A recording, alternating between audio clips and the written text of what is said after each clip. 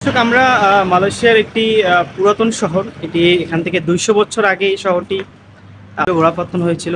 সেখান থেকে আমরা দেখেছি যে ১৯১৯ সাল, ১৯২৬ সাল এই সময়কারের বিল্ডিংগুলো এখনও আজও দাঁড়িয়ে আছে। আপনারা দেখতে পাবেন এই সাইডে যে বিল্ডিংটা, এটিও বেশ পুরাতন। 1928 ১৯২৮ সালের এই ভবনটি। এই ভবনটা আপনারা দেখতে পাচ্ছেন ১৯২৮ সাল, এবং এই ভবনটি ১৯১৯ সালে তৈরি হয়েছে। এটি মালয়েশিয়ার একটি সুন্দর আপনার ব্রিটিশ বা যখন ডাচ শাসন ছিল এদেশে সেই সময়কার একটি বিল্ডিং।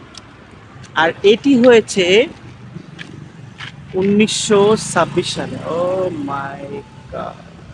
মালয়েশিয়া একটি উন্নত মানের শহর। তার ভিতরে যে এত পুরাতন বিল্ডিং এখনো সমহিমায় দাঁড়িয়ে আছে, এটি আসলেই বেশ অবাক করে নিজেকে।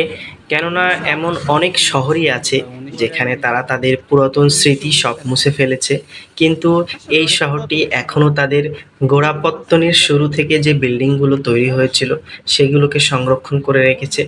এটি আসলে বেশ প্রশংসনীয়। পুরাতন দিনের যে কাজ বিল্ডিংয়ে আমরা দেখেছি সেটির সবসময় আভিজাত্যের ছোঁয়া ছিল। আর ব্রিটিশদের বিল্ডিংগুলোর অবকাঠামোই টোটালি